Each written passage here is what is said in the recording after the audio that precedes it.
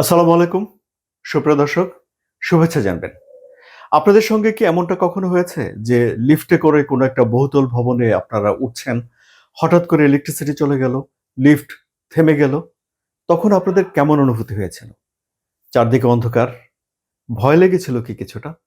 উদ্বেগ, উৎকণ্ঠা, কি হয়েছিল এক্সাক্ট? যারা কখনো লিফটে আটকা পড়েননি তারা আসলে এটি বলতে পারবেন না। আবার যারা লিফটে আটকা পড়েন তাদের অনেকেই লিফটে উঠতে গিয়ে ভয় পান।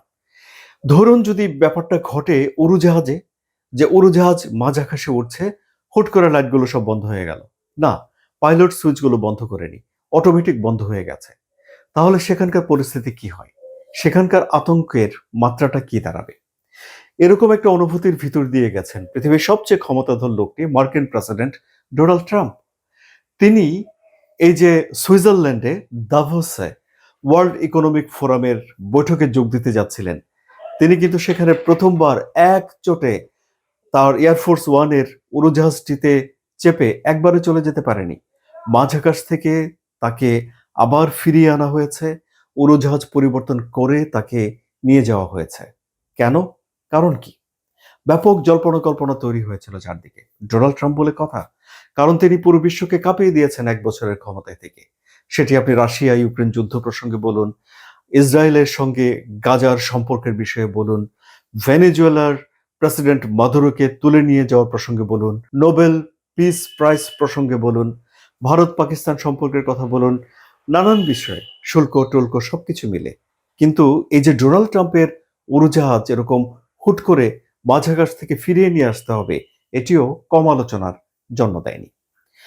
সেই উড়োজাহাজের ভেতরে বেশ কয়েকজন সাংবাদিক ছিলেন, যারা ডোনাল্ড ট্রাম্পের সংবাদ সংগ্রহ করার জন্য সেখানে মজুদ ছিলেন। তারা মূল ঘটনাটি জানিয়ে দিয়েছে। তারা বলছেন যে উড়োজাহাজ ফিরিয়ে আনার পেছনের মূল কারণ হলো হুট করে বিদ্যুৎ বিভ্রাট দেখা দেওয়া। অর্থাৎ হঠাৎ করে কেবিনের লাইটগুলো সব বন্ধ হয়ে গিয়েছিল। তখন তড়িঘড়ি করে এয়ারক্রাফটের নিরাপত্তা রক্ষা করার জন্য, ডোনাল্ড ট্রাম্পের নিরাপত্তার কথা বিচার বিবেচনা করে সেই উড়োজাহাজটিকে একটা ঘাঁটিতে নিয়ে আসা হয়েছে। সেই উড়োজাহাজ রক্ষণাবেক্ষণে পাঠিয়ে দেওয়া হয়েছে। অন্য একটি উড়োজাহাজে করে ডোনাল্ড ট্রাম্পকে দাভোসে পাঠানো হয়েছে। এখন একটা বড় প্রশ্ন সামনে এসেছে। তাহলে কি মার্কিন প্রেসিডেন্টের নিরাপত্তায় কোনো জায়গাতে কোনো ঘাটতি আছে? অথবা ধরুন এইভাবে বলা যায় কথাটা, যে তাহলে কি তার এই যে উড়োজাহাজ সেগুলো কি রক্ষণাবেক্ষণে কোনো ঘাটতি আছে? নাকি এই উড়োজাহাজ যেগুলো ব্যবহার করা হয় সেগুলো পুরনো হয়ে গেছে, এগুলো এখন বিক্রি করে দিতে হবে বা ফেলে দিতে হবে? এই যে দুটো উড়োজাহাজ মার্কিন প্রেসিডেন্টের বহরে ব্যবহার করা হয়, এ দুটো বোয়িং কোম্পানির, এবং এই দুটো কেনা হয়েছিল ১৯৯০ সালের দিকে। তখন জর্জ ডব্লিউ বুশ আমেরিকার প্রেসিডেন্ট ছিলেন, এবং ডোনাল্ড ট্রাম্প তার এই বহরে যে উড়োজাহাজ আছে সেগুলোর ব্যাপারে বেশ আগে থেকেই বিরক্তি প্রকাশ করে আসছিলেন।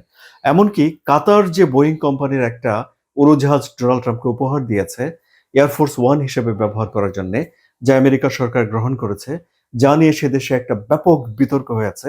বিতর্কের মূল বিষয় হলো যে নৈতিকভাবে ডোনাল্ড ট্রাম্প এই কাতারের কাছ থেকে উড়োজাহাজ উপহার হিসেবে নিতে পারেন কিনা, এটি সে দেশের সংবিধান অনুমোদন দেয় কিনা, এ বিষয় নিয়ে ব্যাপক বিতর্ক হয়েছে। কিন্তু এটাই সত্য যে ডোনাল্ড ট্রাম্প কিন্তু সেই উড়োজাহাজটি উপহার হিসেবে গ্রহণ করেছিলেন। এমনকি তিনি মজা করে এটি বলেও ছিলেন যে তিনি প্রেসিডেন্সি ত্যাগ করে যখন চলে যাবেন, ব্যক্তিগত উপহার তিনি সঙ্গে নিয়ে যাবেন। যাই হোক, এখন ডোনাল্ড ট্রাম্পকে মাঝ আকাশ থেকে ফিরিয়ে নিয়ে আসা, এটি এখন ব্যাপকভাবে আলোচিত হচ্ছে। এখন মার্কিন সরকারের তরফ থেকে এই বিষয়ে কি বলে সেটি দেখার বিষয়। আলোচনা কেমন লাগলো? আলোচনা যদি ভালো লাগে তাহলে সাবস্ক্রাইব করে চ্যানেলের সঙ্গে থাকুন। ধন্যবাদ সবাইকে।